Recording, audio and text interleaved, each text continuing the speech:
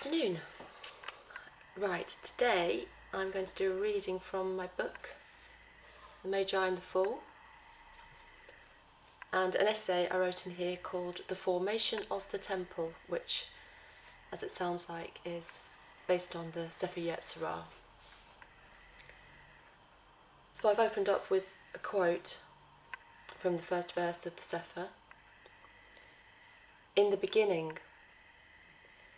with 32 mystical paths of wisdom, engraved Yah, the Lord of hosts, the God of Israel, the living God, King of the universe, El Shaddai, merciful and gracious, high and exalted, dwelling in eternity, whose name is holy.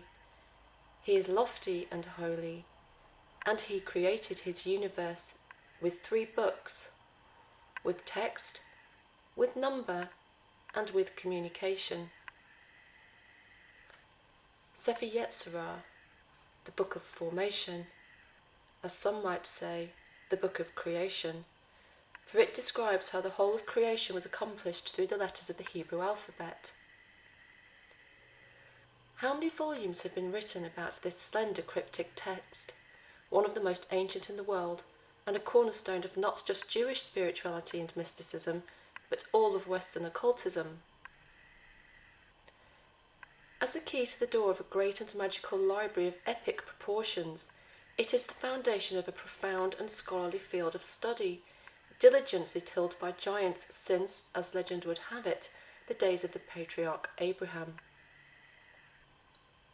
For the sake of time and space, therefore, even if they are just theoretical constructs and meaningful only to the earthly plane and not necessarily on a continuum, we shall assume that readers already have some familiarity with the Sefer Yetzirah and the Tree of Life, Etz Chaim, which grows from it. Whilst we shall recap on some of this foundational knowledge, we have not attempted to rework a full-scale exposition on aspects already very well covered elsewhere, such as fulsome descriptions of each Hebrew letter, individual sephira, and the multitude of pathways between them. Our aim is to communicate with those of our friends who may have reached a sticking point in their Kabbalistic studies and are looking for a lamp to help point the way forwards towards the next phase of their journey. Or maybe they just want to read more about it from a perspective similar to their own, which strives for universal synthesis. If we are to indicate one or more of the proverbial gates of light by helping someone to view the field where the tree is planted from a fresh perspective, then so much the better.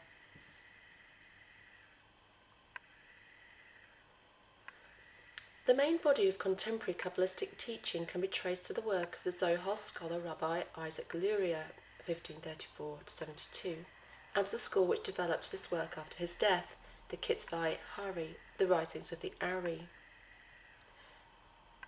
Rabbi Haim ben Joseph Vital, 1542-1620, was the foremost disciple of Isaac Luria from 1570 until his death.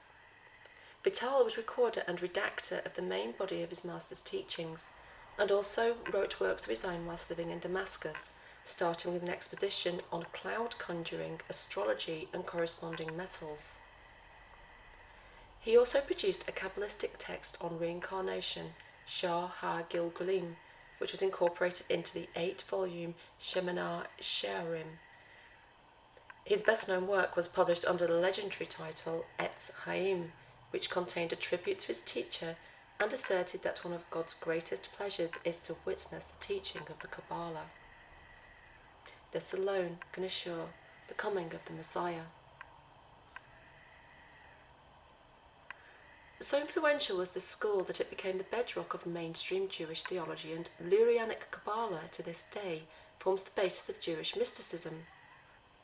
It is the Irish redaction of the Sefer Yetzirah, later redacted again by another great scholar, Beilan Gaon, the Gra, which is often referred to by students of the book. Not everyone was or is an unreserved enthusiast of this impressive body of work. In his very interesting article, From Theosophy to Midrash, Lurianic Exegesis and the Garden of Eden, Shaul Magid writes, Anyone who enters the complex world of Etz Chaim and its compendium, 8 Gates, will quickly realize that these are texts which have little regard for scripture and are not founded on what we may call any normative rabbinic and or early theosophic Kabbalistic tradition. Attempting to unravel the mysterious paradox inherent in Lurianic Kabbalah, Magid adds, "Can we posit that Lurianists, at least some of whom believed they were standing on the cusp of the Messianic era, viewed their activity as a return to the pre-Midrashic prophetic mode of discourse? Lurianic Kabbalah," he says, "is a messianic act aimed at redeeming scripture from its concealed state." But he also believes that the very foundation of the school, that the world is created through Tzimtzum and rectified by the raising of the fallen divine sparks, has no scriptural basis. Those who hold with the highly influential school of Isaac Luria would see things somewhat differently, believing that the mystical teachings offer a definitive reading of scripture by revealing its otherwise hidden theosophic meaning.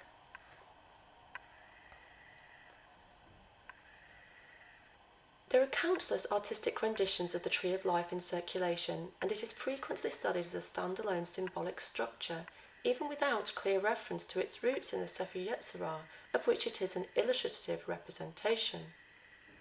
It has become a symbol which not only represents one of the most ancient belief systems on earth, but is also often used to illustrate and elucidate both classic occult teachings and left-field New Age thought.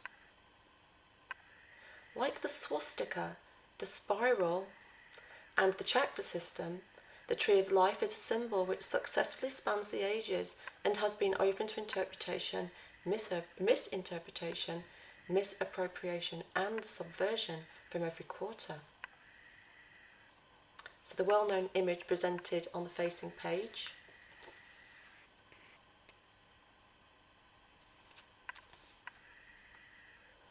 appeared first on the cover of the 15th century translation of the Kabbalistic text Sh'are Orah, Portae Lucis, the Gates of Light, written by the Spanish scholar Joseph Gicatilla towards the end of the 13th century. Scholars have traced the origin of the design to German-born Catholic humanist Johann Reuchlin. So I've got a copy of that book somewhere in here.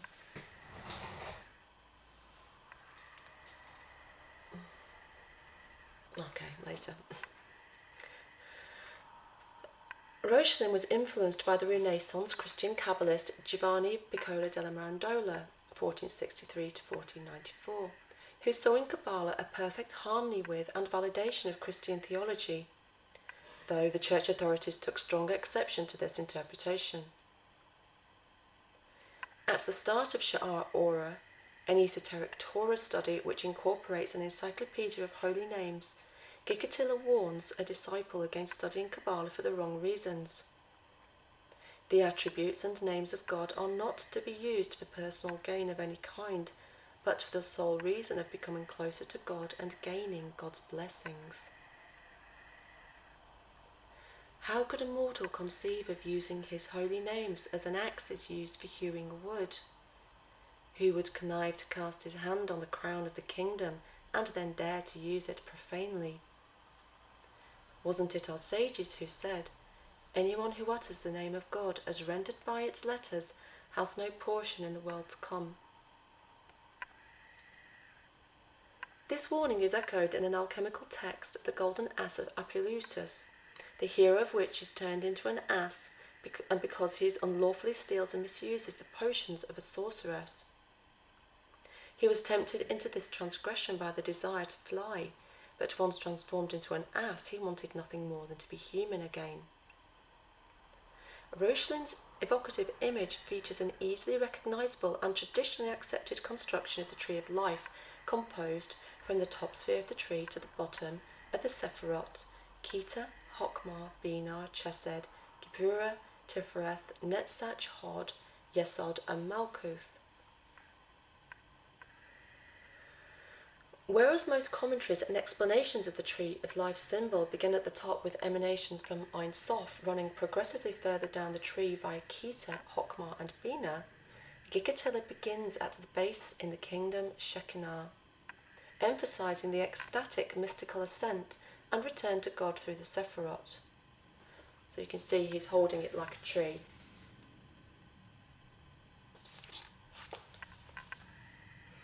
This is a useful contrast, for just as divine grace and benediction flow down to humanity through the subtle realms, so do the strivings and prayers of mankind reach upward to meet this longed-for spiritual influx. Let my teaching fall like rain, and my words descend like dew. To him who has overcome, I will grant to eat of the tree of life. The above and the below are always in a perpetual relationship with one another, at times a savage and passionate affair, at others a cerebral romance. May God give of you the dew of heaven. The downward action is sometimes seen or experienced as a lightning strike, otherwise as the falling rain of Deuteronomy or the proverbial dew which descends.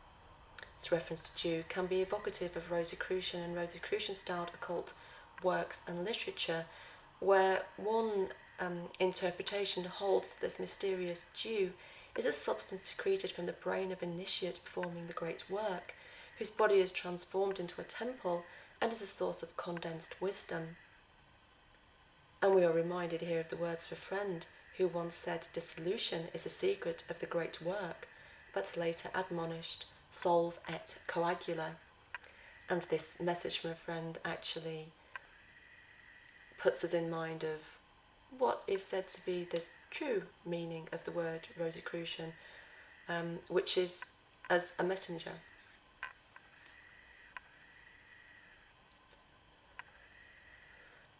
The allegorical gathering of dew is an important component of Hermetic alchemy, indicating the subtle energies which are cultivated in the course of the work, and it serves to enhance the consciousness of the neophyte. This dew becomes in itself the substance to be worked, and some interpret the rose in Rosicrucian as dew. For those who start, affliction reigns with vinegar, but for those who finish, joy reigns with laughter.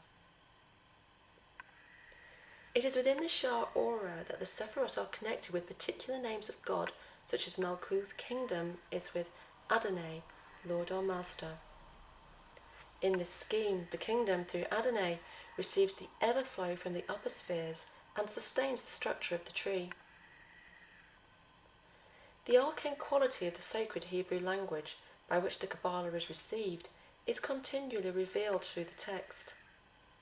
We learn, for example, that Adonai shares a root meaning with Adanim, used in reference to the silver sockets which hold together the dwelling of the Shekinah in the desert, the Tabernacle, also known as the tent of congregation. As Gigatilla notes, the Torah says there were 100 Adanim sockets in the Tabernacle, and that in order for them to receive the everflow from the divine presence, the Jew is required to say 100 blessings a day, one for each socket. If he says fewer, then the channels are damaged and the everflow is diminished. The holy names are central features of both Kabbalistic and occult work, and none of these names are as revered or as feared as that of the Tetragrammaton. Considered so sacred, there are multiple prohibitions on its utterance, which is written, but perhaps I shouldn't say it. Much is written of it by Gigatilla, and an extract from the fifth gate, sixth sphere Tiferet section of the Sh'are Orah is of special relevance to the present study. We learn from this teaching that the holy name, the Tetragrammaton, is the pillar to which the upper and lower spheres cling. They interconnect in ascending order, and they are energized in descending order. This particular name is compared to the trunk of a tree, with its branches being formed by the other holy names, all of which stem from it. Each letter of the Tetragrammaton is infused with immense spiritual significance, with the catalytic letter Yod, the spark from which the entire alphabet comes into being, defined as the beginning of creative thought, the wonders of wisdom, and the hidden wisdom. In his comparison of the Sefer Yetzirah with the 6th century Syriac Christian text, A Hymn of Ephraim, Zahi Weiss highlights the importance given by both to the letters Yod and Mem, writing, "A hymn which is ascribed to Ephraim is important with regard to our subject matter, since it comprises a formidable parallel to the Sefer Yetzirah.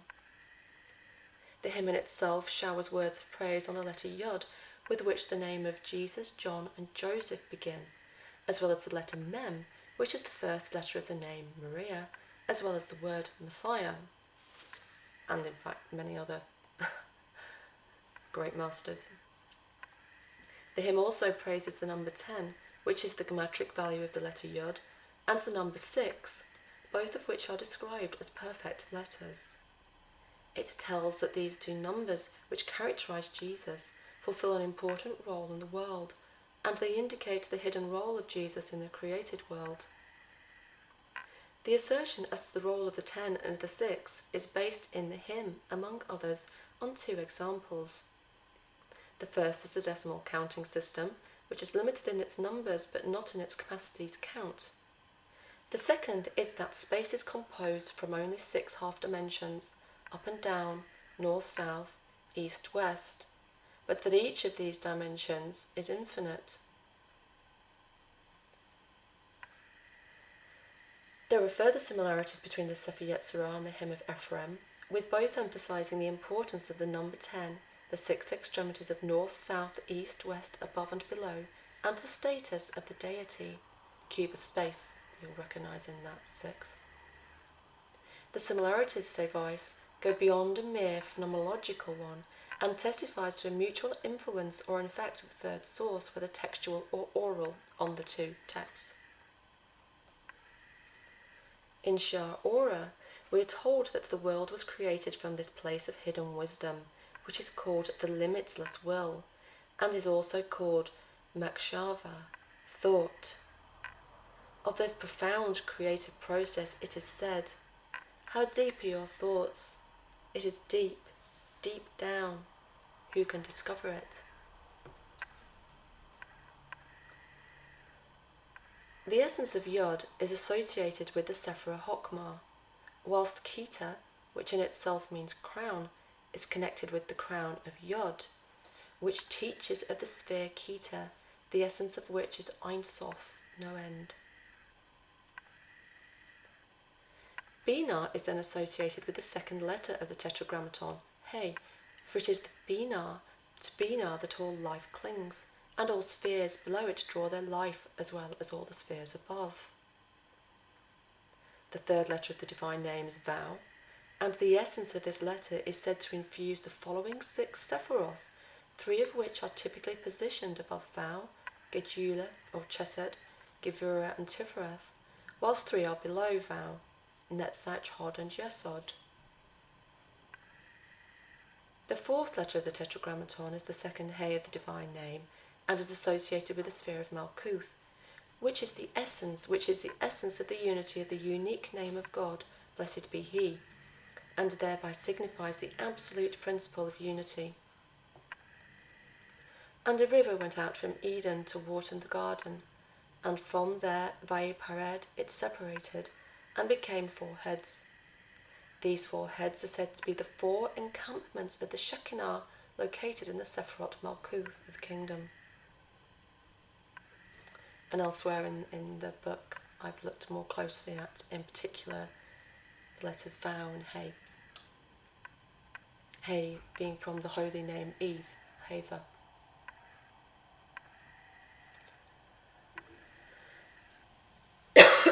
Excuse me. The Sefer Kita is associated with the divine name, which has resonated through time and space since it first appeared in the book of Exodus, verse 3:14, when Moses heard it spoken from the burning bush. From Exodus, the name found its way into the Zohar, from which it would become central to Kabbalistic law. Eya Asher Eya.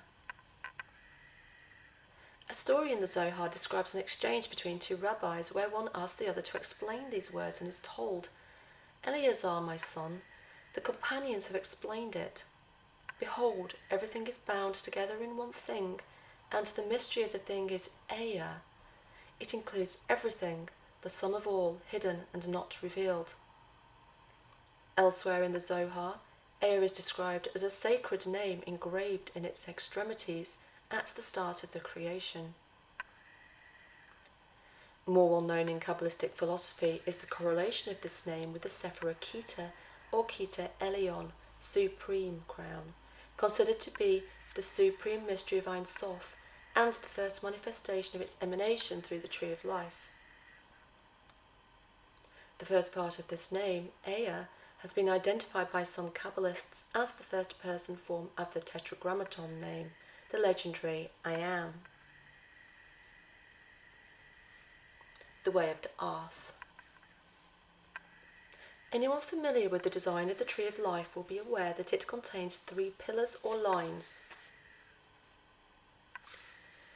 The pillar of mercy, the pillar of severity, often identified with Joachim and Boaz, the columns of Solomon's temple spoken of in the Bible, and the middle pillar, the way of beauty.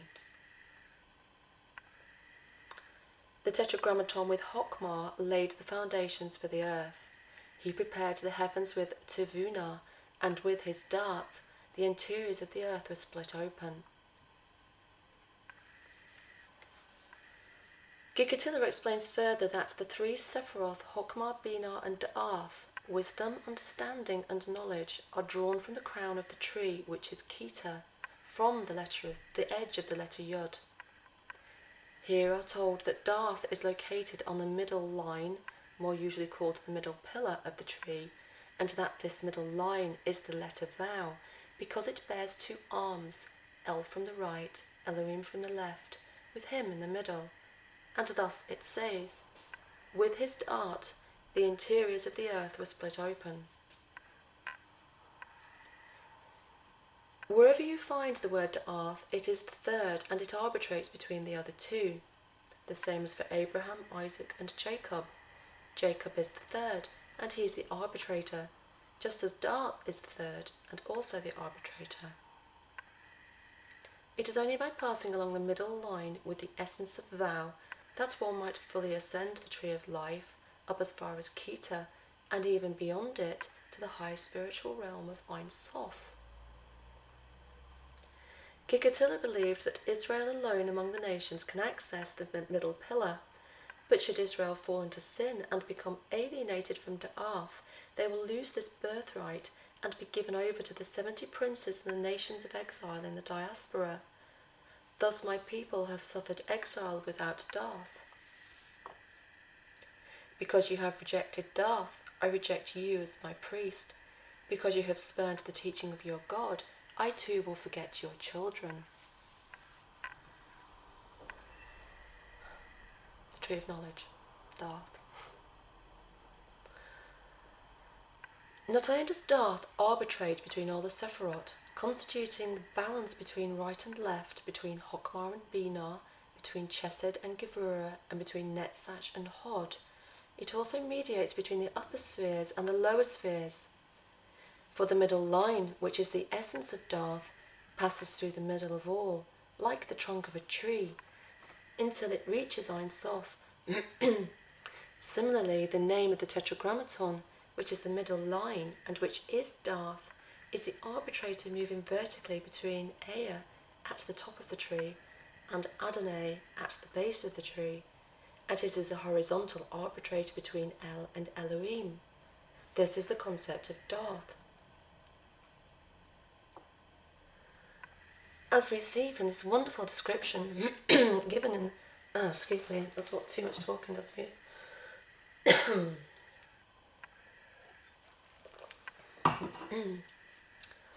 As we see from this wonderful description given in the Sh'are Orah, through the divine knowledge of Da'ath, the glory of Sephiroth, through to the crown of Keter and infinity represented by Ein Sof, the middle pillar of the tree is the optimum route of ascension if we want to walk the path in the manner of Israel without running into a dead end or dangerous detour in one of the side branches along the left or right hand pillars.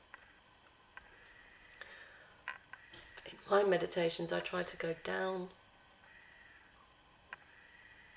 taking in the side pillars, and then up the middle. That was in the spheres of life prayer I shared earlier. The sphere of the earth, an arbitrator and a balance between the pillars of mercy and judgment, is of immense significance. And here we ponder that the tree of knowledge, the tree of Darth, is in this way a feature of the tree of life, and to eat of one is to almost inevitably to eat of the other, which is its shadow form. The earth is the sphere that includes all the spheres, the source of the spring which has no end or final purpose. Darth is beyond me. It is a mystery. I cannot fathom it. In the work of Australian Kabbalist and astrologer Patrick Mulcahy, the earth takes on an equally profound but renewed significance, as seen in his seminal text Sefer Yetzirah Magic, which I highly recommend people read. Sefer Yetzirah Magic, I'll leave a link to it. Returning to our first artistic impression, Ruslan's artwork obviously differs from later pictorial representations of the Tree of Life in that it depicts 17 connecting paths rather than 22 or 32 if you include the 10 integrated Sephiroth themselves. In his image there is only one path to Malkuth from Yesod as the lower trunk of the tree, whereas other versions have 3 paths, connecting with Malkuth and extending from Hod, Netzach and Yesod. Joining these 2 new branches are 2 more horizontal pathways connecting Chesed with Gevurah and Netzach with Hod, plus 2 diagonal pathways connecting Chokmah and Binah with Tifreth. The version of the Tree of Life where Malkuth has 3 paths is sometimes distinguished as the Tree of Emanation, whilst the version where Malkuth, which has 1 branch to Yesod, is designated the Tree of Return, which makes sense in the context of Gikkel's instructions towards achieving direct ascension. So, as you come down, emanation, up, return. That's quite easy to remember, isn't it? We also note here that 17 connecting paths plus 10 Sephiroth is 27, which might therefore represent the 22 Hebrew letters and 5 final letters, which are variants of Mem, Nun, Sadi, Peh, and Kaf. We conclude from this that the arcane Sh'are Orah deepens the enigma of the Sefer Yetzirah as much as it resolves it, as any great occult text worth its intrinsic paradox should do. As ever, it is good to remind ourselves that the resolution of such binaries is the key hermetic task. Let me just see. Okay, I'm going to just keep going. The Sefer Yetzirah itself was likely to have been passed down as an oral tradition long before it's put into writing. It is the most often ascribed to the Talmudic period, but other theories point to later medieval times. There are both short and long versions of it. A book of the same name circulated in the 11th to 13th centuries became the source of practical Kabbalah and therefore the codified magic of the Western mystery tradition. A manuscript in the British Museum, the Hilkot Yetzirah, declares that the esoteric lore of the Sefer Yetzirah is only accessible to those who are truly devout. In the introduction to his classic text on the subject, American Rabbi Aryeh Kaplan wrote, "The Sefer Yetzirah is without question the oldest and most mysterious of Kabbalistic texts. References to the work appear in the 1st century. So ancient is this book that its origins are no longer accessible to historians. The Sefer Yetzirah is thus the foundational text of one of 2 major branches of early Jewish mysticism to do with cosmology and the creation, Maaseh Bereshit, while the other branch is connected primarily with the chariot of Ezekiel." Kaplan states that there are sections of the Talmud which indicate that the mysteries of the MaCHSHaVaH and those of the Sefer Yetzirah were taught by different schools, and that members of one school did not know the teachings of the other. This helps to explain why the Sefer Yetzirah is not mentioned in the classic text of Merkava literature, the Hekhalot, and only sparingly in the Zohar. Some contemporary scholars, including Mulcahy, have attempted to syncretize the mystical Merkava teachings with codified instructions set out in the Sefer Yetzirah, which by this method reveals the blueprint of the Merkava within a three-dimensional model of the tree of life.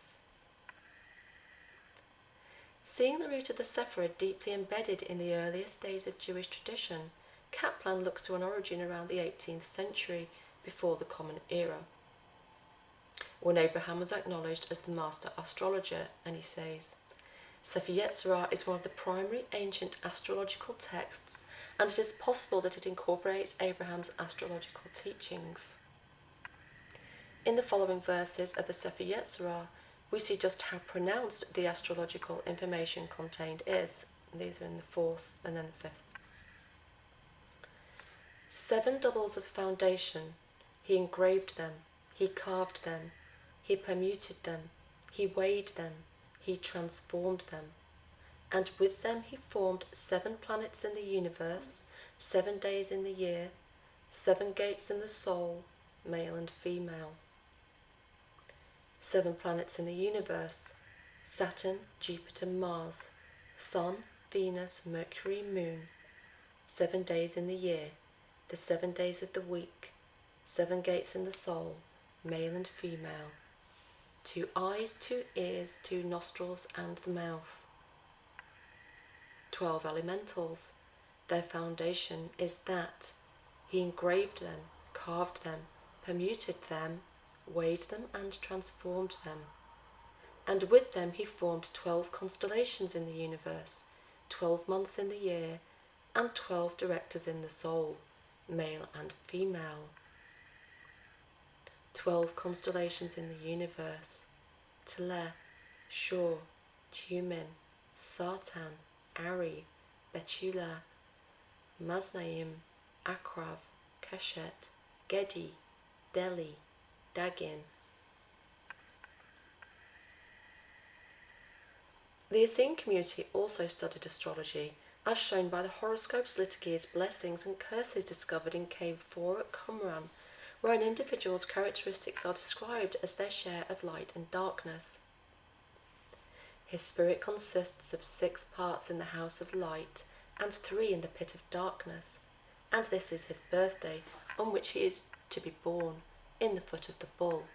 He will be meek, and his animal is the bull. In the Quran, there is reference to a mystical text called the Scrolls of Abraham, considered part of the religious corpus of Islamic text, and which are thought by some scholars to refer to the Sefer Yetzirah, even though they are considered by others to be lost texts within the Islamic faith. Those will prosper who purify themselves, and glorify the name of their guardian Lord, and lift their hearts in prayer. Nay, behold, ye prefer the life of this world, but the hereafter is better and more enduring.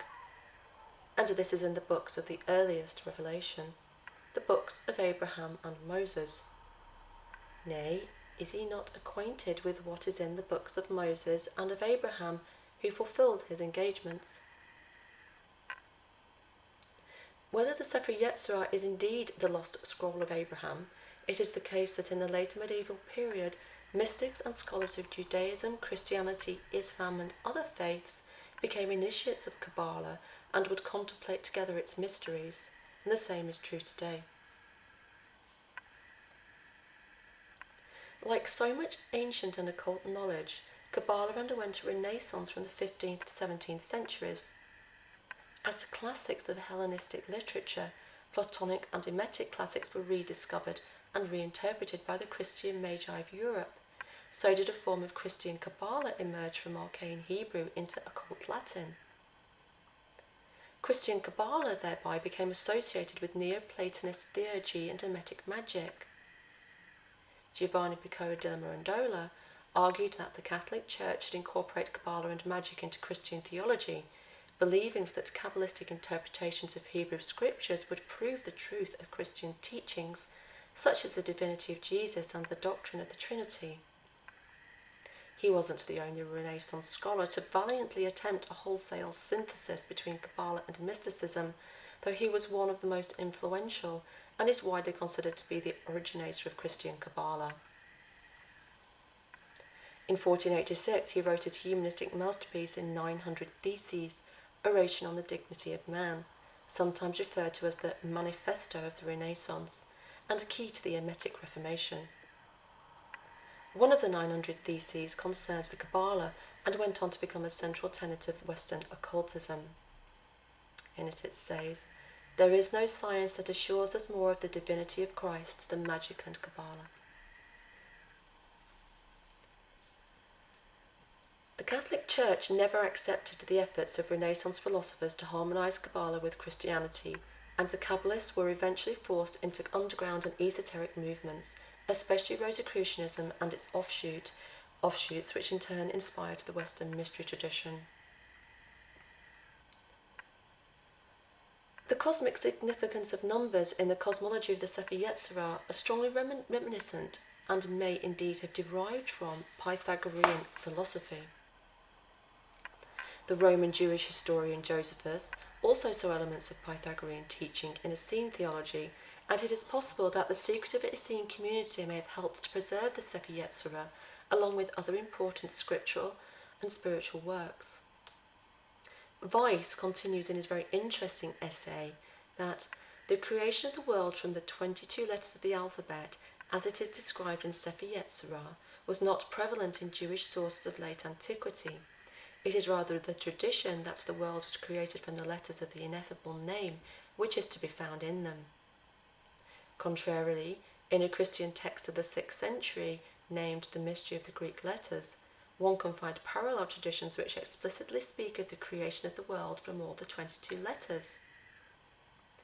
That's the only comprehensive treatise of late antiquity that develops the idea of creation of the world from 22 letters except the Sefer Yetzirah, namely, The Mystery of the Greek Letters, refers to a Syriac source, is not coincidental, and probably the Sefer Yetzirah itself was developed under similar influences.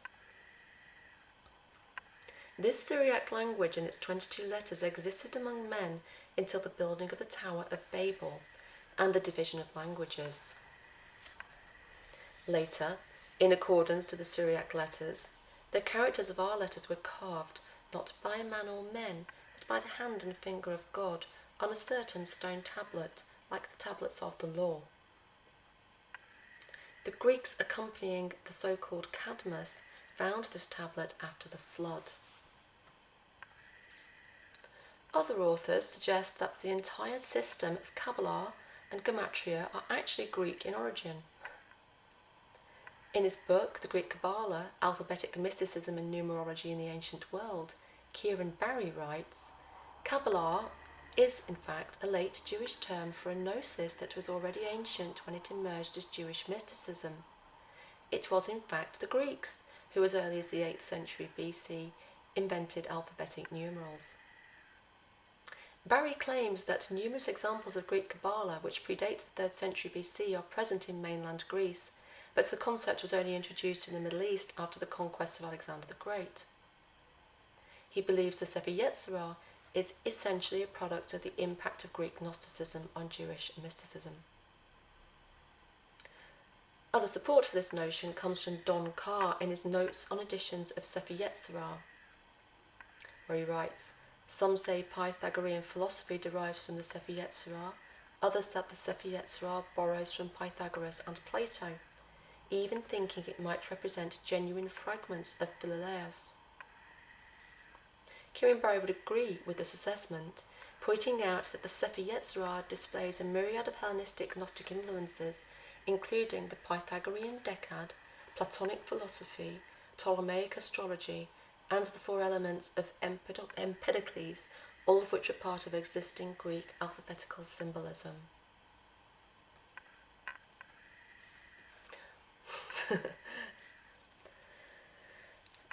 It is within the Sefer Yetzirah that the term Sephiroth, or emanations, is introduced into Hebrew literature, and over time this would become the central symbolic system of the whole of Kabbalah. In the Sefer HaBahir, the Book of Brightness, or Book of Illumination, first published in the 12th century, the Sephiroth appear as lights or powers reminiscent of the eons of Gnostic cosmology. According to Azrael of Gerona, the Sephiroth constitute the process by which all things come into being and pass away. Above are pictured the 22 letters of the Hebrew alphabet.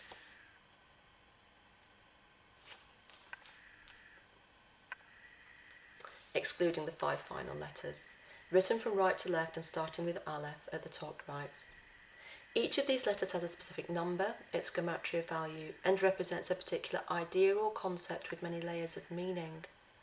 Each letter not only represents, but is in fact a key to a specific doorway, and constitutes within itself an arcanum.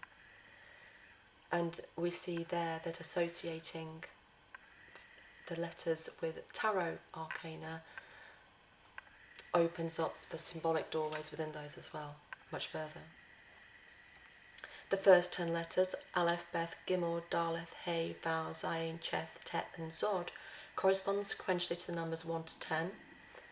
The next 9, Kaf, Lamed, Mem, Nun, Samek, Ayin, Peh, Sadi and Kof, are 20, 30, 40, etc. through to 100.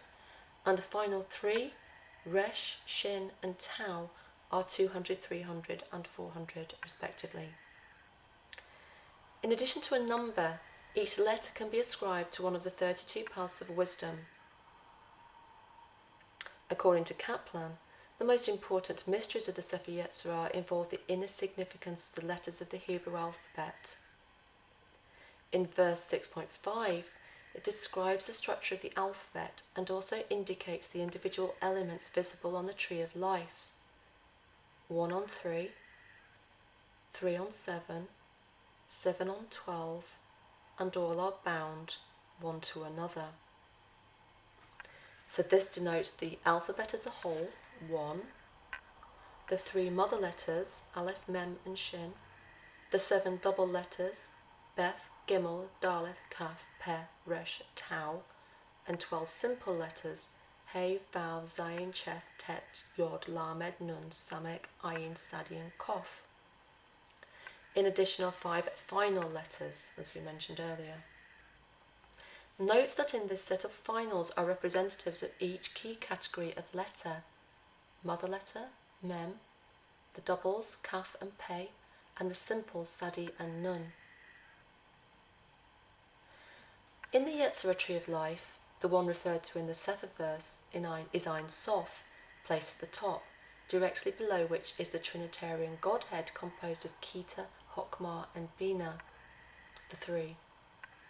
This Godhead is connected via Da'ath to Chesed, Geburah, Netzach, Hod, Yesod, and at their centre, completing the 7, Sephiroth, the holy temple of the tree. And if you read Patrick Mulcahy's book, Sefer Yetzirah Magic, you can learn a lot more about this. The 6 spheres and their central heart are connected by 12 pathways, which in 2D diagrammatic form produce both the Seal of Solomon, a 6-pointed star encased in a hexagram, and a cube of space. In 3D form, they produce the octahedron form of the Merkava. What then of Malkuth, the kingdom, which typically appears as the 10th and final sphere of the Tree of Life in diagrams?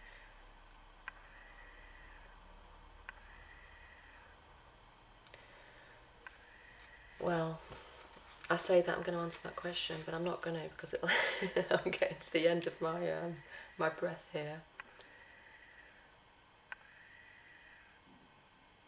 And I end with a quote, which is, "I can take squashes and pumpkins, and with the Sefer Yetzirah make them into beautiful trees. These will in turn produce other beautiful trees." This is the food for thought. And that's it for now.